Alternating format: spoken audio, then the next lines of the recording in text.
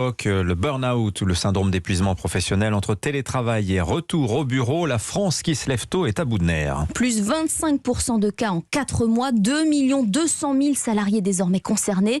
C'est le résultat d'une étude du cabinet Empreinte Humaine, spécialiste dans la prévention des risques psychosociaux, qui souligne tout de même quelques progrès. Aurélien Fleureau.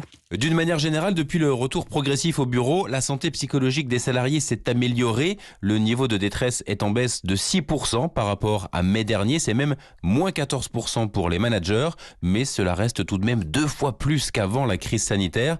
Et puis, l'inquiétude vient donc de ces cas de burn-out. 2,5 millions de salariés épuisés, explique Christophe Nguyen, psychologue du travail et président du cabinet Empreinte Humaine. Des amplitudes horaires très importantes pendant le télétravail imposé, et des difficultés aussi à différencier la vie professionnelle et la vie personnelle d'un point de vue psychologique. On parle de burn-out sévère, c'est-à-dire des états finalement où les personnes décompensent, s'écroulent psychologiquement, et qui peuvent faire l'objet effectivement d'hospitalisation. Et ça, c'est ce qu'on entend de plus en plus sur le terrain. Manque de repères avec le travail à distance et surtout perte de sens pour beaucoup de salariés, décalage entre leurs attentes et ce que propose leur entreprise. Voilà ce qui revient le plus majoritairement dans ce baromètre, avec pour conséquence des arrêts maladie, des démissions et plus de conflictualité au travail. Aurélien Fleureau du service économie d'Europe 1.